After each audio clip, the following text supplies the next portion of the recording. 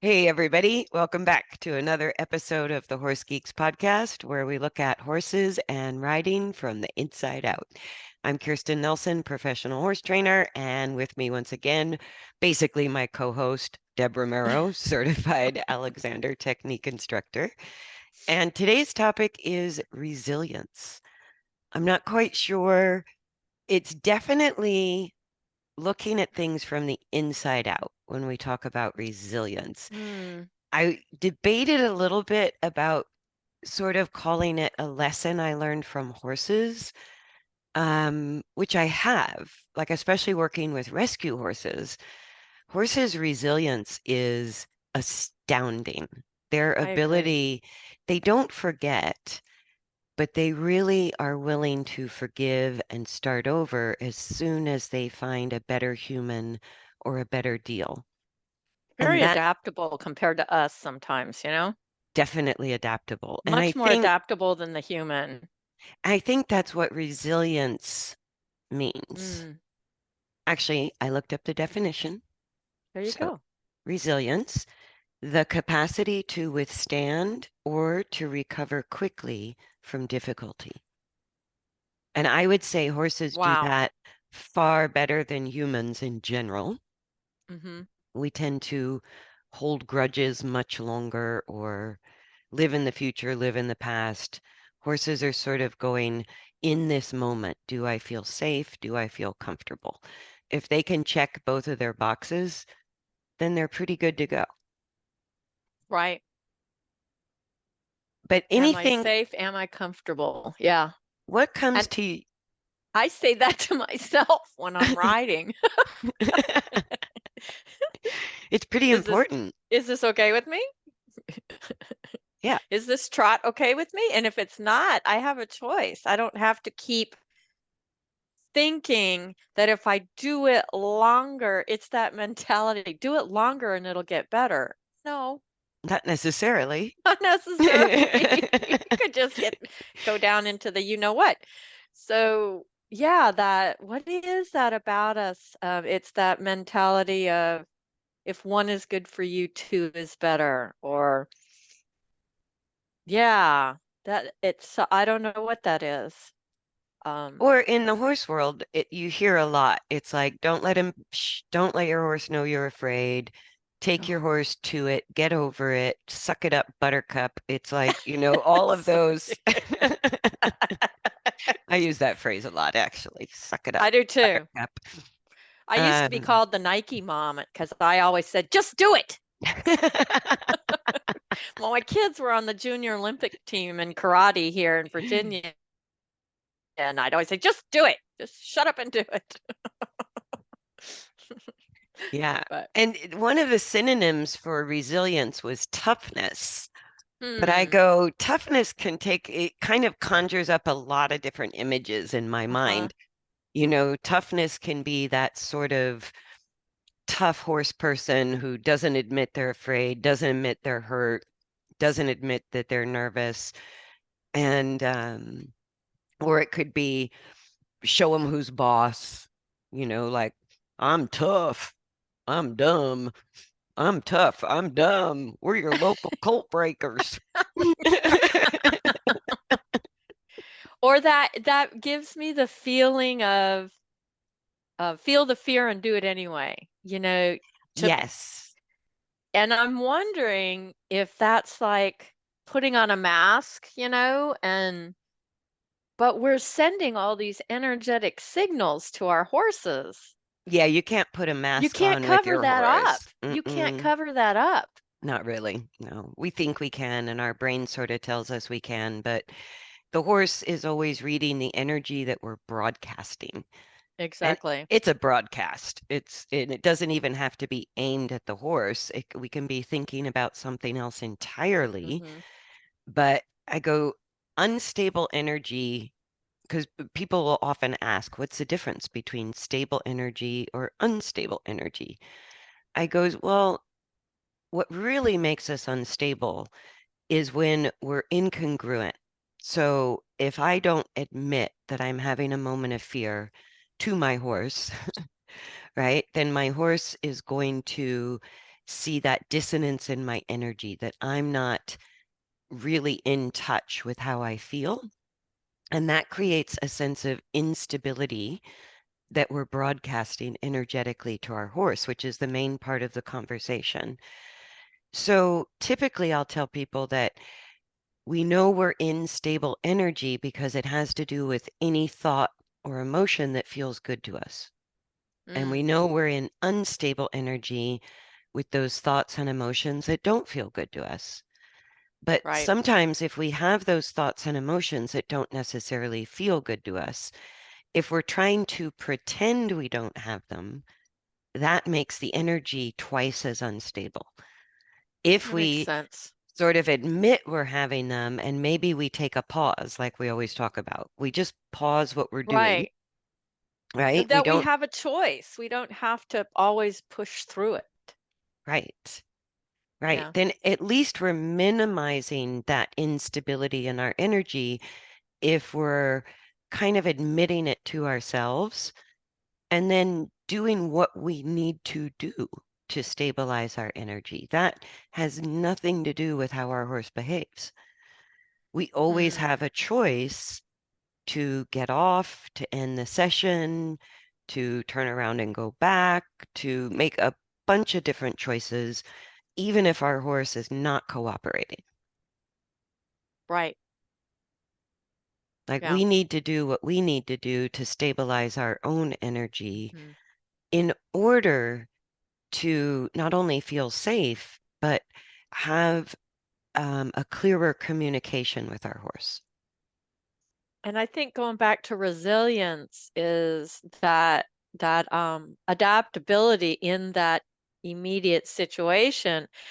I know with the case study horse that I worked with, the owner has become very aware of how her horse is responding to something and adapts much more quickly. Say, oh, I got him out there and he was a little bit up, so I decided to do long lining. Just to be able, maybe, as one of my Alexander teachers used to say, have a goal or a plan, but be aware of what the student horse, whatever, brings to the situation that you may have to go with Yeah, to adapt. like I'm starting at point A, I have a destination point, point B, that's my goal. But sometimes I have no idea, just like if we're actually traveling somewhere, if we get a weather delay, if we get a flat tire, if we forget something and have to go back, right? It's never always just a straight line from point A to point B. We have to adapt and adjust all the time, right? And we're never quite sure. We know we're going to get there, but we're never quite exactly sure what's going to come up along the way. And that to Right. me is the resilience is really the ability to handle those hiccups or challenges or unplanned, unforeseen challenges and not let it derail completely from getting to point B. Like Mm, that ability to come back, refocus, no matter what the interruption was, is resilience. And that's something that really has to come from the inside of us and from the inside of our horse. So when we try to make our horse do it, and the energy is already up, the horse is already sort of telling mm, us, I'm not comfortable or I don't feel quite safe. And that energy level is either shifting towards anxiety or increased tension. If we just keep sort of shoving our way to point mm, B, either we're asking our horse to be more resilient than we are, which some right. horses will do, or we're going to be disappointed in the outcome because we're not getting there with our horse together. And it may even, what I was started thinking about as an Alexander teacher is, I'm wondering if a lot of people do not have the tools to adapt.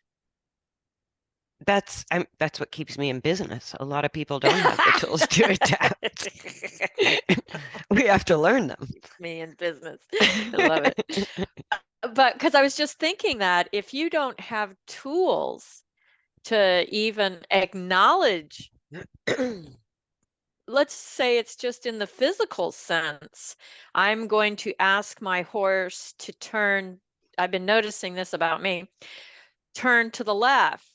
I can when that thought comes in my mind, I can already feel contraction in my left arm. Interesting. And I'm like, why are you doing that? That's my day, what I do. But I'm a little To geeky that yourself. Yeah. to myself. But I because in the asking of a maneuver, let's say on a horse, am I really thinking about how resilient I am being in the asking? Exactly. Because our brain likes Yeah, to think there's one way to do there's a anything. shortcut. Just do it. Right. There's a shortcut, or there's only one way that we've habituated Right. in our nervous system. And I think when things are going sideways, asking ourselves, is there another Mhm. way I could get towards point B? Right? Mhm. If my car breaks down, am I willing to walk there? Is it that important? Right? Or if I get a flat tire, can I change the tire or do I have to wait for help? Right? All Mhm. of those things are just unique and in the moment.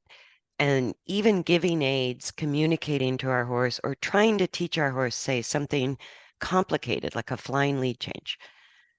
I go, okay, what part of the flying lead change is not easy for my horse? Where or could I navigate it this way? Could I navigate it that way? And rather than just trying to get harder and firmer and make the horse do it, we might consider, well, I only learned one way to teach my horse a flying lead Good change. point. And I go, even from a training perspective, there's about 1,000 ways to teach a horse a flying lead change. There's not one way. And it all Right. depends on how that horse is responding in the moment. And so I think resilience for Mhm. us is really rethinking, if our horse is not responding the way we were hoping, Right.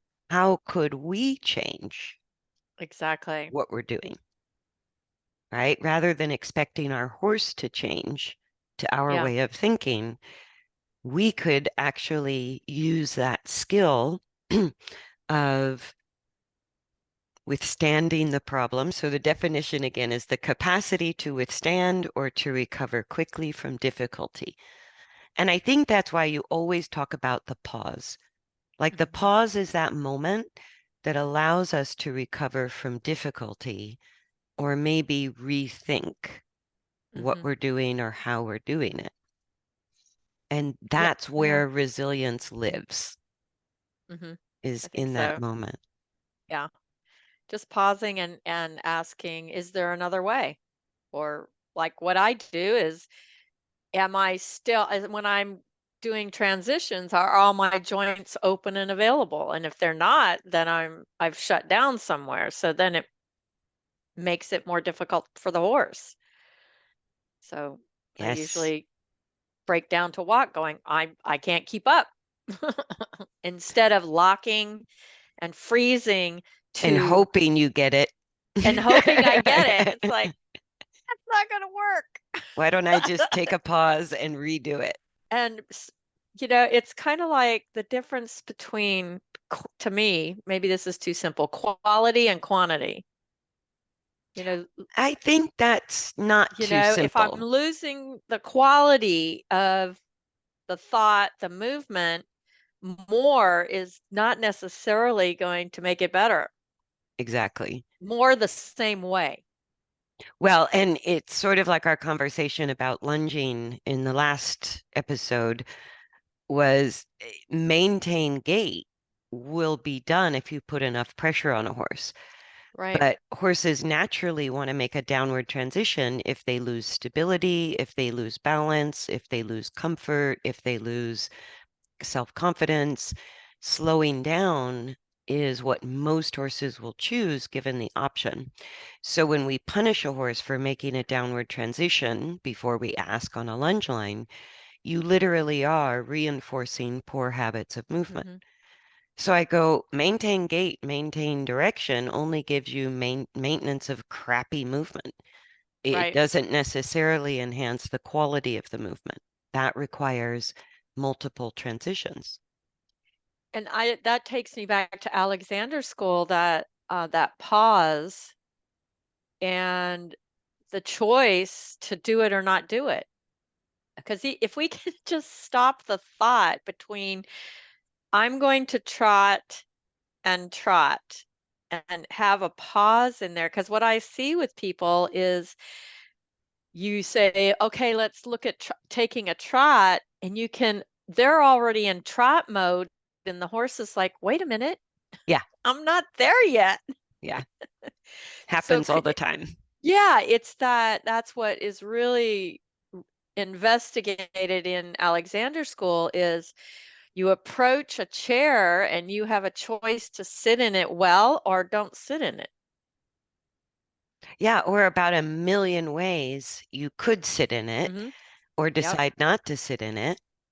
Choose a different chair. I mean, there's always sort of these options Right. available to us if we're just being aware, self-aware.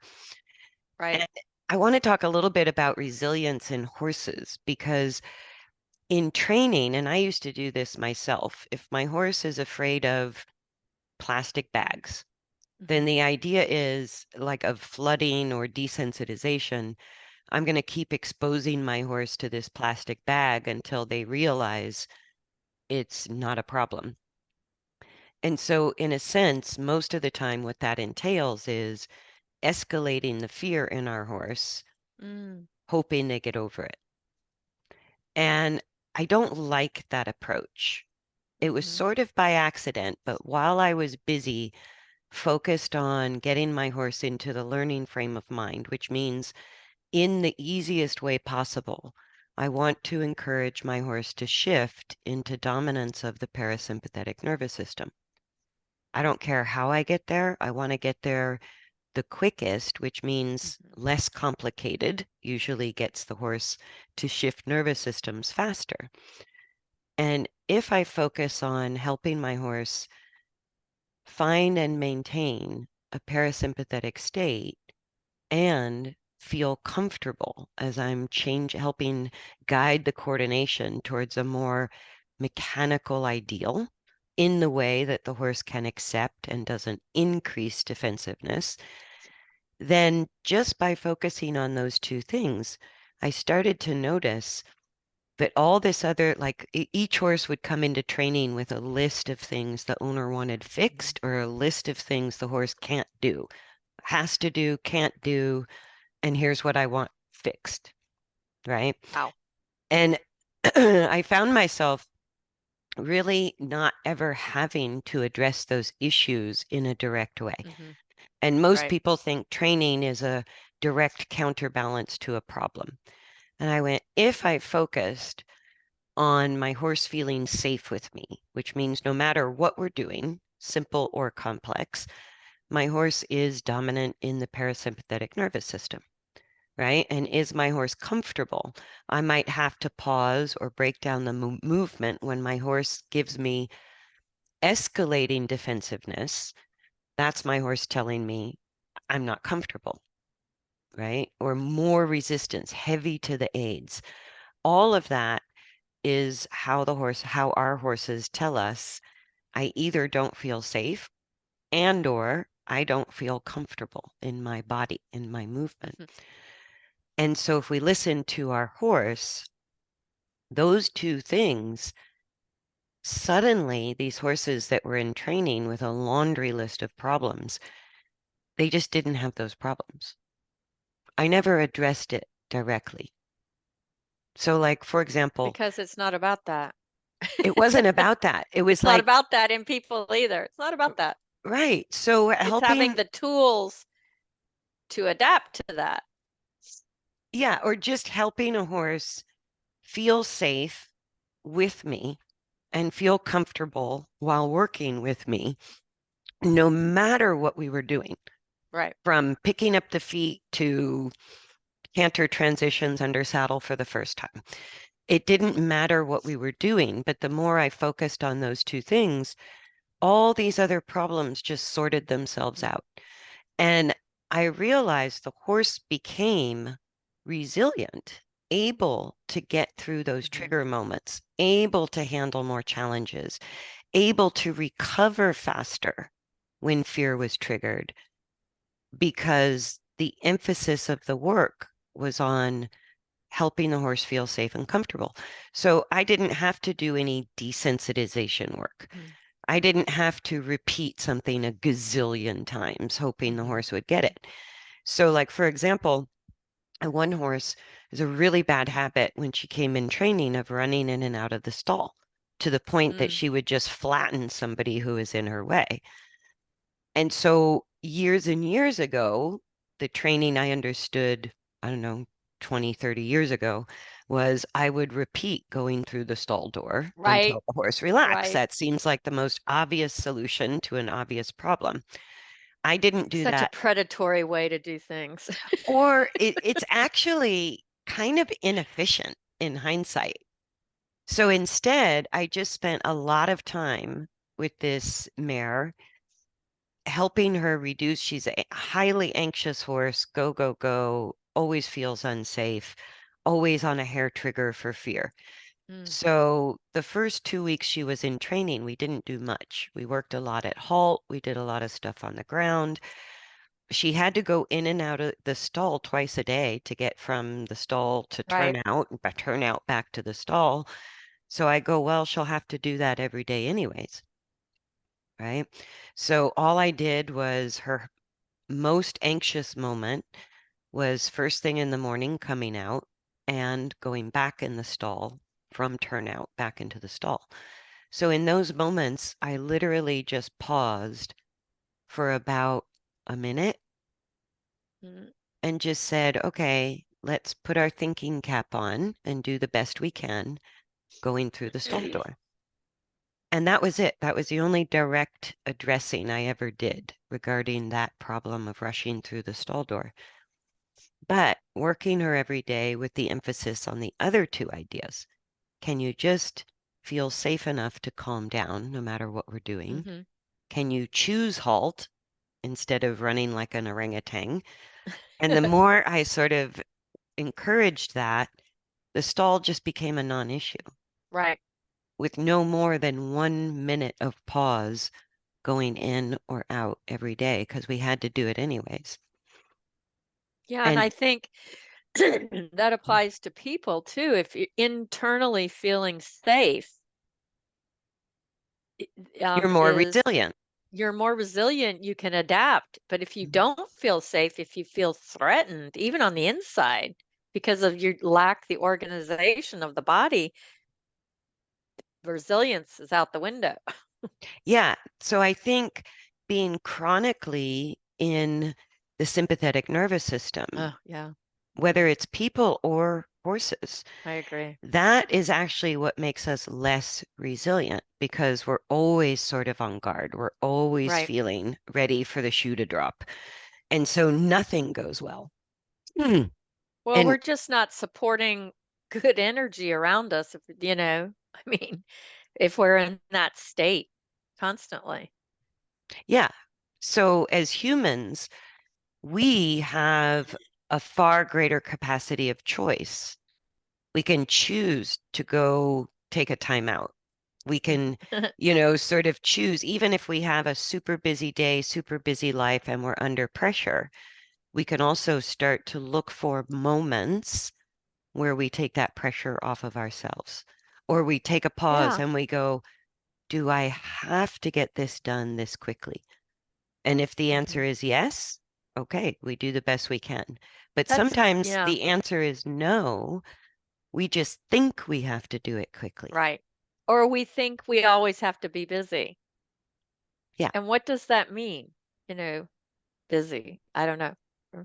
I don't, it's Con like with horse training. If the horse isn't trotting and cantering and going sideways, then we're not training with air Right. quotes. I'm sure my neighbors think I'm crazy when they see me ride. It's like, she's just walking. What Just is she walking doing? around. Yeah.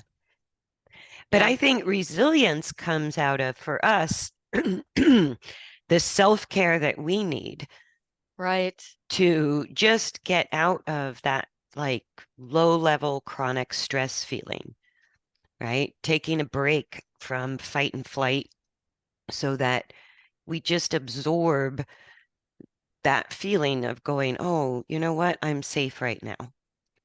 And the Hmm. more we feel safe and comfortable, the more resilient we become. Because whether we're training ourselves or our horses, I go, we're not going to prepare our horse, especially with desensitization, for every possible thing on Mm-mm. this world. I go, No. there's no way. I've I've had to go on trails with horses where I've had hot air balloons actually come into my horse's pasture or over Yep. my horse's pasture and land. I go, there's bikes. There's people who are thoughtful and people who are thoughtless. I go, there's people Yep. who gun the motorcycle because you're on a horse and they think it's funny. And there's people who, I've had to share trails with dirt bikes and bicycles and all kinds of things. And there's no way I can prepare my horse through desensitization to handle whatever life's going to possibly throw at us. But I can help my horse Yeah. become more resilient, right? Within themselves. I think that's what's important. It's not the outside stimulus that matters. It's what's going on the inside. Yeah. That resilience and adaptation. Can we acquire that ourselves? Or especially when we're working with another human or a horse, are we maintaining our own inner resilience? Or are we so focused on the activity or the horse that we're losing our own safety net resilience? And that's what gets us into that. I didn't see it coming. Yeah. Yeah. Why did that happen? Yeah. When there was probably, if we were in that resilience of adapting and being available to information, we would have felt it You get a little strides warning. before. Yeah, we'd get just a little, it might be something like what we would call a little tick, an Yeah. ear, or just going into a little bit of extension or a blow, or, you know, it's all there. You mean the horse communicating with Yeah. us? Yeah, Yes. it's there. Yeah. Yeah. And each time we help our horse recover from a moment of fear or a fear trigger and actually feel calm again and safe. It's not pushing the horse into this exposure, hoping that they get it. It's actually the exposure happens, the fear trigger happens. And Mhm. if we help our horse recover from that fear, that's how we build resilience, not pushing Yeah, them towards fear, right? All right. that's going to do is increase anxiety and tension. But when something, and I joke, but I'm serious when I say anytime the horse shows me a defensive behavior, an escalation of energy, or reacts to a fear trigger, I go, boom, there's my training opportunity. Right. Because right It's then and Yep. there is where I can help my horse learn to be resilient by recovering a sense of safety, not having to Yeah. feel defensive. And that takes a real change within us of saying, oh, this is a training opportunity instead of a problem. Yeah. Yeah. To say, to be that adaptable and resilient ourselves, to go, oh, well, let's take that, because that micro thing is what is happening going in and out of the stall door. Yeah. Yeah. No, and I go, I don't have to buy tarps and flags and pool noodles and set up these contraptions to teach my horse to be resilient. I go, my neighbors come up with plenty of challenges while I'm riding, or somebody going down the street, things I can't Oh, predict, right? Like sometimes it was the lady who just had a baby, all of a sudden a baby stroller. Whoa, that triggered my horses, right? yep. Or kid on a skateboard all of a sudden, or those little vehicles that are like for children to drive, but they're powered. It's like a little tiny Jeep. Those things are so Right, right. loud, right? Or the sirens that go by, or Mhm. it's like the world around you is going to constantly create training opportunities. We do not have to go looking for them with a horse. I agree. I agree.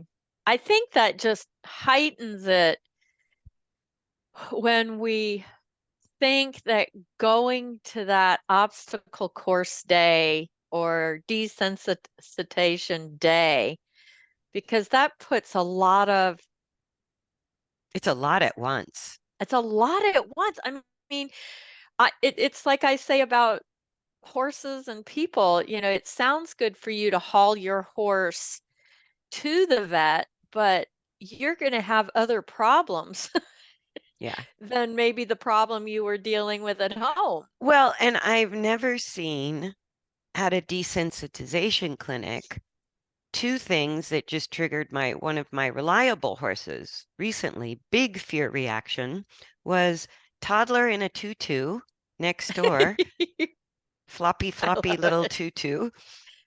And then I go, who would have thought of that? Right? Yeah. Or my cat, who's in all my videos, who loves to be out there working while I'm working horses or supervising, finally almost caught a squirrel. Oh So boy. there's cat Cat catching being predator. squirrel in a pile of dry magnolia leaves. Oh, That great. makes a lot of weird noise, Yep. right? Cat, squirrel screaming, tussle, tussle, tussle, and all of these dried leaves crackling like crazy. Again, not something we could have prepared for, Right. but it happened. But I was very proud. This horse that used to blow up out of control, we would have been back at the barn if that had happened a few years ago.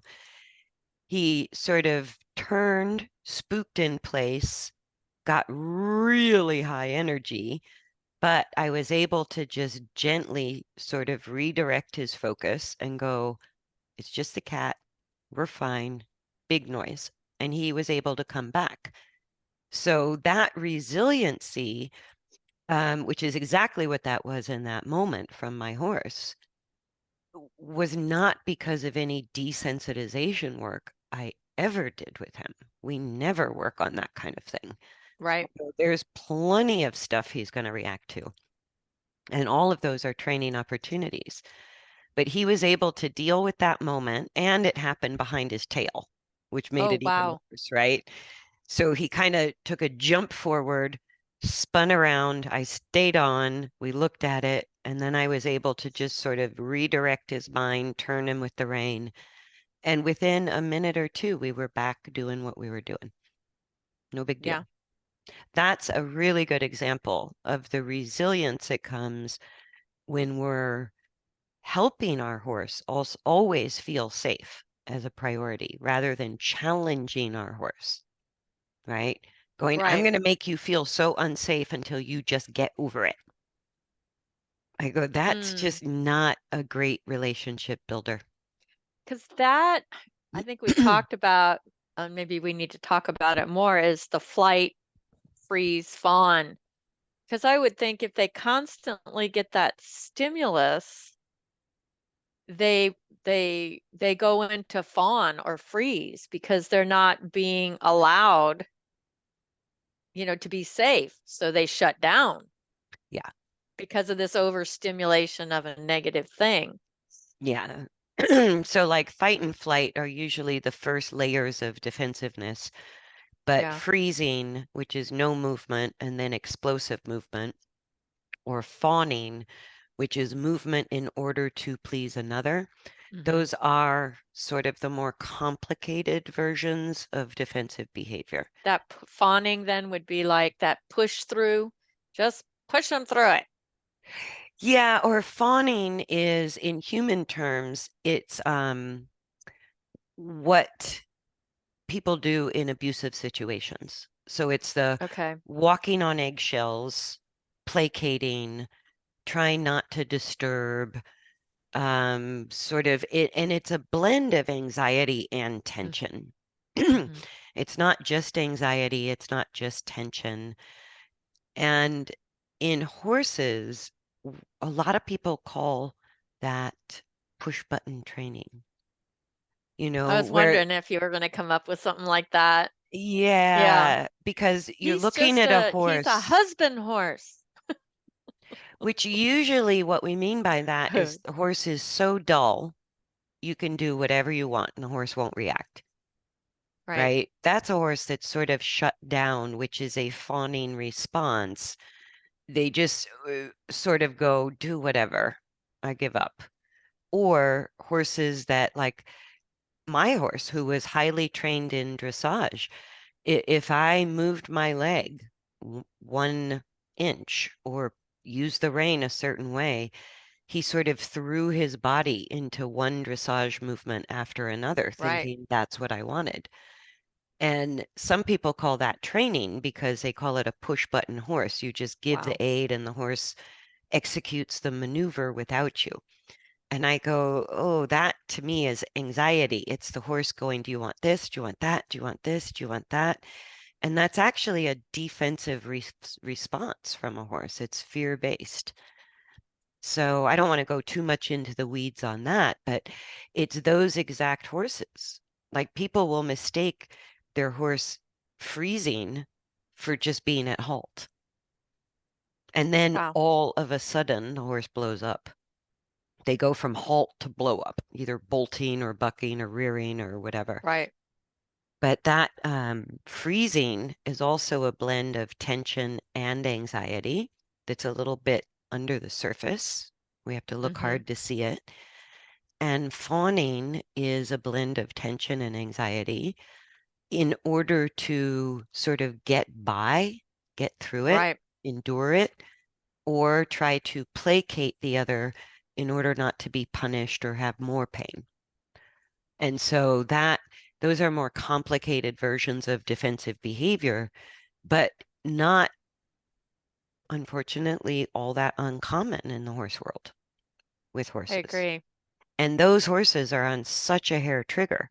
They have zero resilience. They have no ability to adapt to any change in the environment or anything unexpected because they rarely feel entirely safe, especially with us or on a daily basis. So it doesn't take much. And unfortunately, those are some of the situations where people go, oh, you just need one of those desensitizing clinics, right? And I go, it doesn't make sense to me. Like the way to help that horse feel safer is to take pressure off of them, not add more pressure. Mm-hmm. So resilience comes because either we feel safe most of the time, and then life gives us a hiccup, but we come back from it. And Right. training, like the other thing that sort of irritates me is when people expect a trained horse to also be problem free no matter what you do. Wow. And I go, that to me is just crazy talk. I go, a horse is a Wow. horse. And no matter how well trained the horse is, they're still a prey animal. They still are going to be sensitive to the environment and changes in the environment. And if they feel safe with you as a herd member, that's what makes them resilient. Otherwise, I go, the relationship between a person and a horse or horse and rider is so dynamic. I can't possibly prepare a horse for everything somebody other than me is going to do. Right. I go, That's that's so, between yeah. you and the horse. And so that's where I think we both agree on this, that the education has to be to both horse and rider. Yeah. Re-educating, what is resilience? Does the human have the tools to pause, check in with themselves, I'm thinking, correct me if I'm wrong, they're a big part of the component of this whole relationship equation. I don't think we look Half. at that. We don't look at that first. Hmm. We always go, it's the horse. We've Right. got to fix the horse. No, and we are literally half of the equation for Yeah, success. Hmm. yeah, where I always look at myself first. Say, for instance, like you said, a horse that doesn't want to go forward. Well, could we use that as a training opportunity to start checking in with ourselves? Well, what am I contributing to that? Hmm. What do I need to change to make the horse feel more comfortable to go forward? Absolutely. I actually had Yeah, that come up twice last week, just that very thing. And right. I think with riders, when I'm working with riders to sort of do the relationship therapy between a rider and their horse, They don't pay us enough. I go, we just have to, what makes us resilient is not that, because the other side of not blaming the horse is also not taking 100% responsibility on us, Right. right? I So agree. the horse is the horse. How the horse responds has nothing to do with us. What does Exactly. have to do with us is how we either help our horse recover from that unwanted response or learn something new if our horse isn't responding the way we want, Hmm. rather than taking all the blame or giving all the blame. I Right. go, it's our horse is going to respond as an individual to whatever the world throws at us. Right. I, I have no control over that. What I do have control over is how I choose to respond, Hmm. how I either help my horse or participate in making it worse.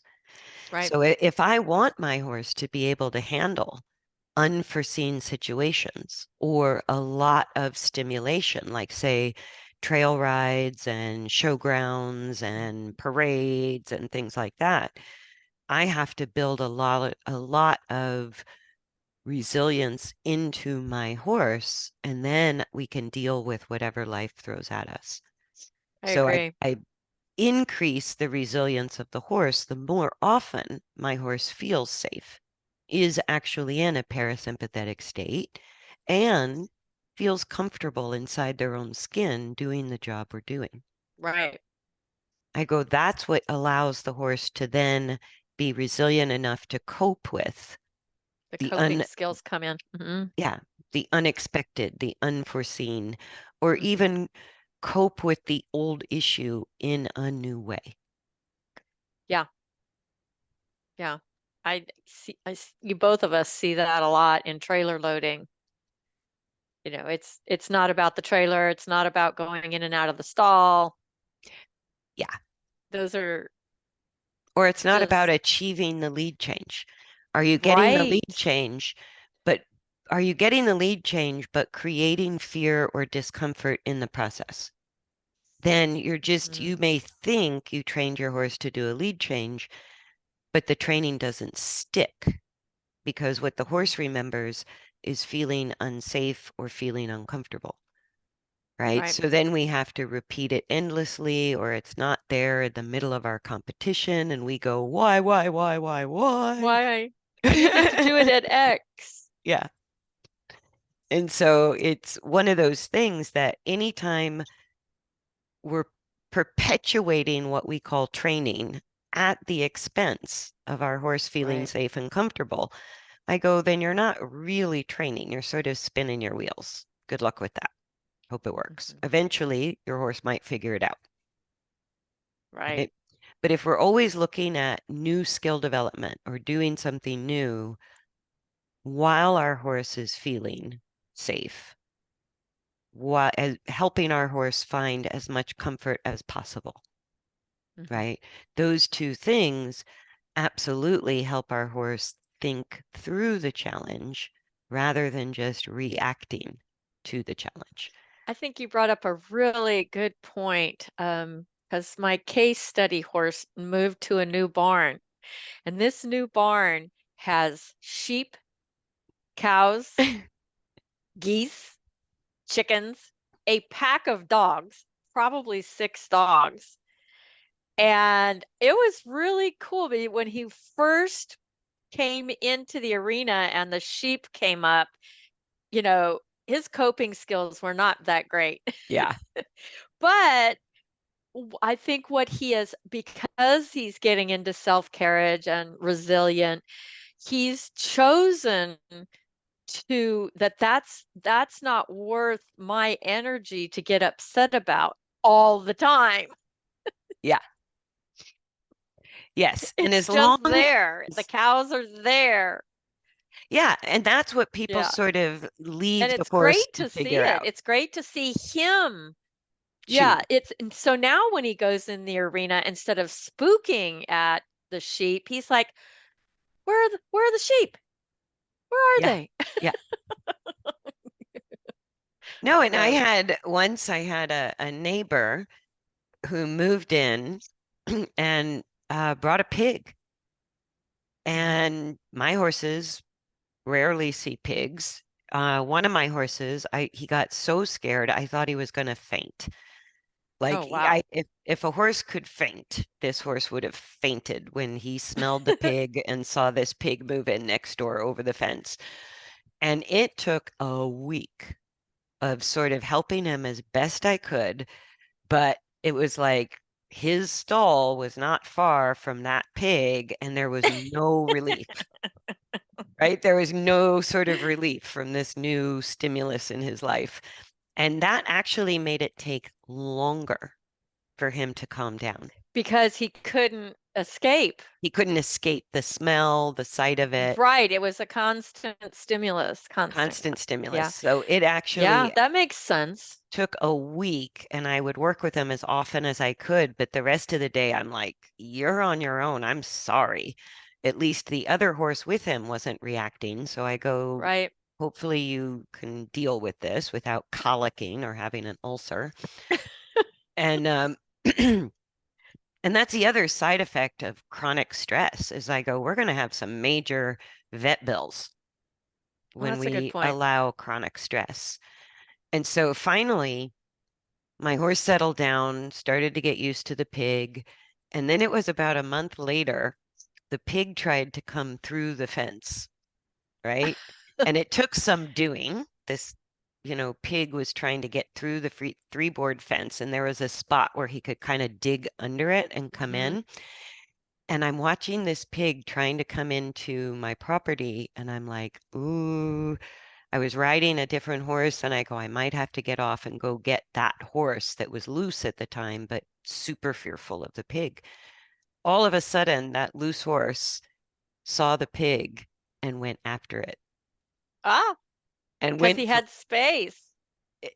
he still Mhm. obviously was a bit defensive about the pig because he went at it with front legs stomping and flying, and that pig made it right back under the fence, quick as could That's too be. funny. But I go, okay, we've had a full reversal of fear expression from Yep. flight to fight. Yep. And over time it worked out. But I think it was a good example of like what we call flooding. This pig, I had no control. I couldn't remove the pig. I couldn't remove Right. my horse from the pig. And it was a week of stress. It wasn't an hour, it was a week. And that to me is spiking up that fear anxiety that high. It takes much longer.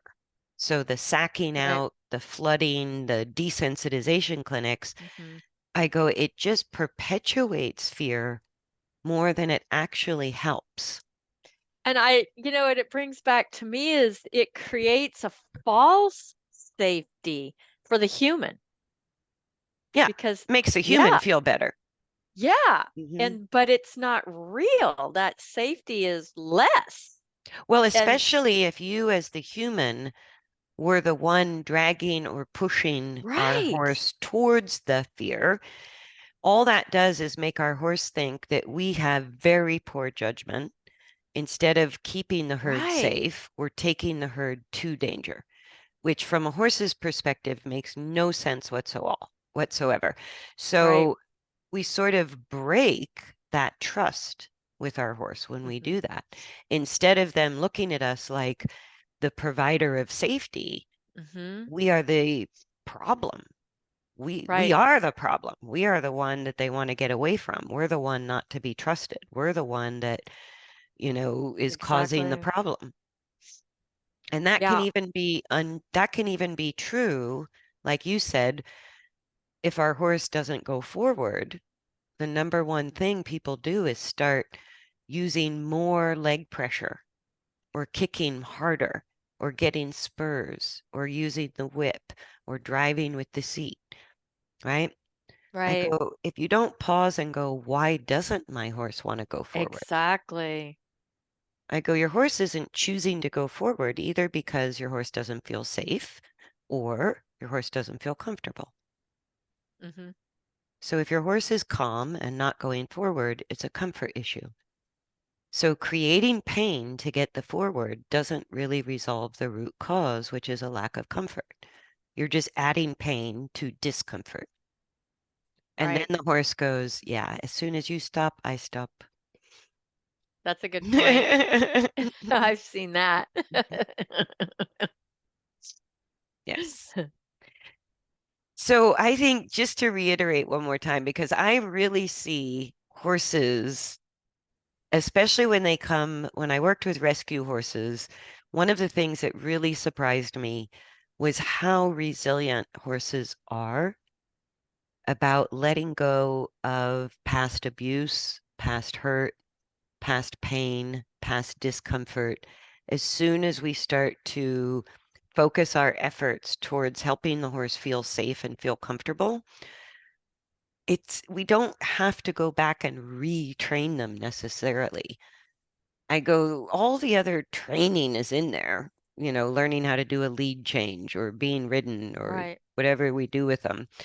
But you can't access any learned skills as long as fear is in the way or discomfort is in the way. Hmm.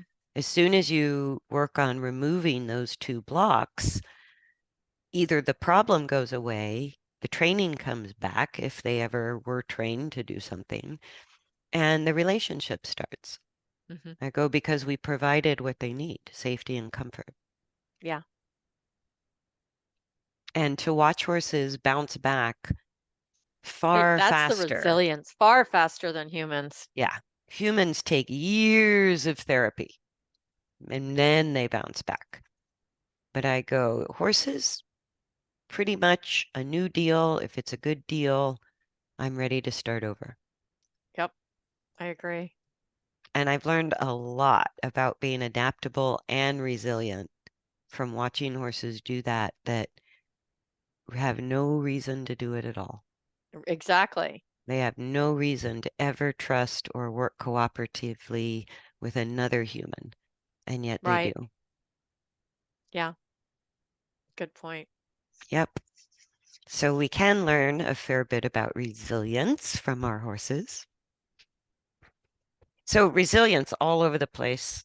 One more Yeah. time, the definition is the capacity to withstand or to recover quickly from difficulty. Hmm. Yeah. So I'll leave you guys with that. We'll leave you Yes. guys with that. I think that's enough for this episode. Thanks again for joining us for another Horse Geeks podcast. And we really hope from our hearts that you horse owners out there and horse lovers are taking some of this information and putting it to the test and finding it useful in your own way with your own horse. That would make us very happy. Yes. Yes, it would. Let Yes. us know. Yeah, absolutely. Comments. And I think Deb's in every episode, in the show notes on the podcast or on the YouTube under more, Deb's website and my website are always listed if you have questions or want to make comments, and especially if you're not on YouTube and you have questions or comments.